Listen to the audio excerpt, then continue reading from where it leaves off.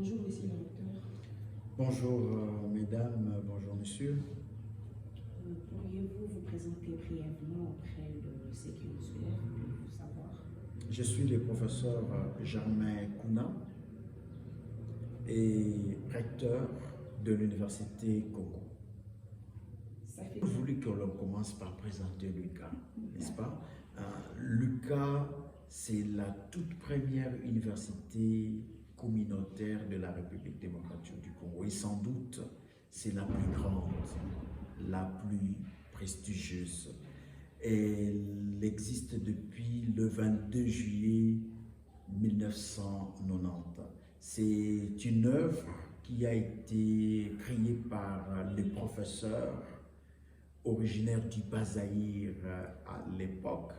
Ainsi d'ailleurs, on parlait de l'Unibase, qui est devenue après 1997 l'Université Congo. Et nous sommes une université d'environ 5000 étudiants avec deux campus qui s'entourent et Mbanzangongo, qui compte 8 facultés. La faculté de droit, la faculté des sciences économiques, la faculté des sciences sociales, administratives et politiques, la faculté d'architecture, urbanisme et aménagement du territoire, la faculté de médecine, la faculté d'agronomie, j'ai oublié une dernière faculté, pas du tout, voilà. Donc ce sont nos huit facultés. Toutes les facultés sont des facultés mères. Il n'y a pas une grande, il n'y a pas une petite. Chaque faculté remplit sa mission, joue son rôle et permet à l'université de rayonner. Donc, il n'y a pas eu collation des grades académiques, il y a eu plutôt proclamation des résultats. La collation des grades académiques pour l'année 2022-2023 a eu lieu le 30 septembre. Et comme vous savez, depuis un certain temps, les finalistes de la médecine font un stage de 14 mois au lieu de 9. Ce qui veut dire que de par le pays, les facultés de médecine doivent passer encore un peu plus de temps après la collation des grades académiques. Voilà pourquoi nous avons organisé cette cérémonie pour encourager, surtout je veux le dire, les étudiants étrangers. Nous avons des étudiants finalistes de la médecine d'origine camerounaise, angolaise, tchadienne et du Congo-Brazzaville. Et c'était une manière pour nous d'honorer ces étudiants étrangers qui n'ont pas eu la chance d'être à l'amphithéâtre de l'UCA au mois de septembre. Et donc c'était une belle cérémonie avec 226 finalistes. Y a-t-il une différence entre l'UNIKIN et l'UCA? Oui, une grande différence en termes d'approche. L'UCA est une université privée, alors que l'UNIKIN est une université publique. Et ça, c'est la plus grande différence. Mais au-delà de ces deux différences, les deux universités jouent le même rôle. Mais je peux ajouter un autre aspect. L'UNIKIN est un peu plus vieille que l'UCA, mais il y a d'autres spécificités que l'UCA a, que l'UNIKIN n'a pas. Et donc aujourd'hui, vous savez, l'UCA se positionne comme, et veut se positionner comme la meilleure université du pays. Et nous connaissons les faiblesses de l'UNIKIN. Et nous connaissons le point fort de l'UCA. Et avec beaucoup de modestie, l'UCA est en train de se positionner. Vous savez, aujourd'hui, il y a les rankings sur le plan africain. Aucune université du pays n'est présente. Et dès lors, l'UCA travaille pour faire honneur au pays. Occuper la place que certaines universités publiques ont laissé, hein, et c'est ça l'ambition que nous avons à l'UQAM.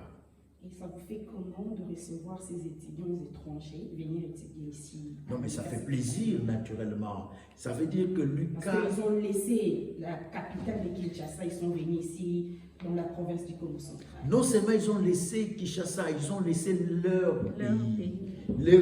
Et à partir de leur pays, ils se sont dit, nous allons étudier à l'UQAM. Et l'UQAM aujourd'hui est en coopération avec plusieurs universités de par le monde. À ce jour, nous avons 14 doctorants dans différentes grandes universités de par le monde. Donc, l'UQAM est en train de rayonner de plus en plus. Et nous sommes convaincus qu'il y aura davantage d'étudiants qui viendront, non pas seulement des pays africains, mais nous voulons aussi recevoir, pourquoi pas, des autres pays asiatiques, européens. Déjà, il faut le dire qu'il y a des enseignants qui viennent des pays européens pour enseigner chez nous. Il y a aussi des ressortissants de l'ICA qui fait déjà la fierté de l'université. Non, je vais vous dire, l'actuel ministre des Droits humains, Albert Pouella, c'est un étudiant, c'est un alumni de l'UQAM. Vous avez l'actuel gouverneur de la province du Congo central. Les bâtonniers du barreau du Congo central. Ça, ce sont nos références. Mais nous avons aussi des professeurs. Le médecin directeur de l'hôpital général de référence de Kinshasa, c'est un produit de l'UQAM. Et au niveau du Congo central, 80% de médecins sont formés à l'UQAM. Et au niveau du barreau, n'en parlons pas. Dans des entreprises publiques, privées, se plaignent des alumni de l'UQAM. Donc c'est pour dire que ceux qui viennent à l'UQAM, ils découvrent un élément particulier en termes de la qualité de l'enseignement. Et ceci est renforcé par un système singulier que vous ne retrouverez pas dans plusieurs universités. C'est le système d'anonymat. Et donc, pour dire, il y a la dimension de la méritocratie.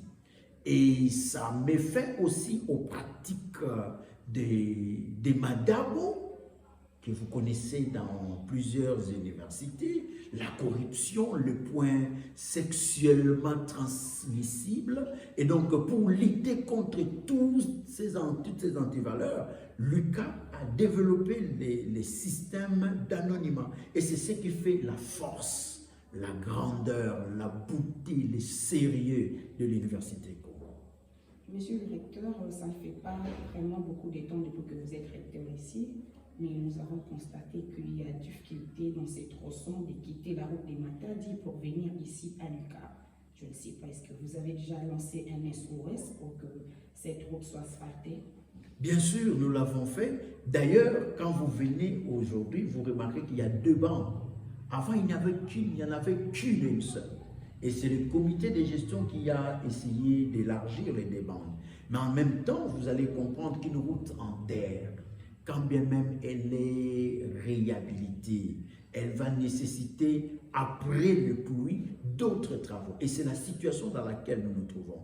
Et l'université a lancé un SOS à son Excellence, Monsieur le Président de la République, aux membres du gouvernement national, mais aussi provincial, qu'on nous aide à asphalter cette route. C'est juste 1 kilomètre.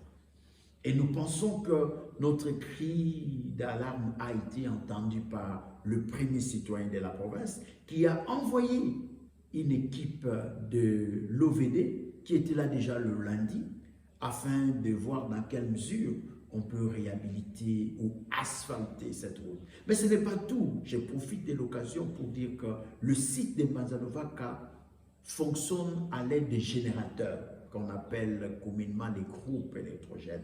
Et nous avons besoin d'électrifier le site universitaire de Mbanza-Luvaka. Et donc c'est pour moi l'occasion de dire à ceux qui veulent nous apporter les bras secourables de venir pour qu'ensemble nous électrifions le cas. Ce n'est pas tout. Vous avez remarqué que nous avons aussi besoin d'autres bâtiments facultaires et nous avons besoin des homes universitaires ici. Et là, notre approche est très simple. Tout celui qui a de moyens, qui peut investir dans le logement des étudiants, il peut venir. Ça sera son investissement et l'université va offrir toute forme de facilité pour qu'il récupère son investissement. Et donc, vous avez des moyens, vous voulez investir dans l'immobilier, eh bien, nous avons 4000 âmes à loger et nous avons 28 hectares sur ces sites où les gens peuvent construire. Vous venez, nous vous offrons un plan de construction des homes et c'est votre home que vous construisez chez nous. Vous allez récupérer votre argent et ça, c'est un investissement sûr. Voilà.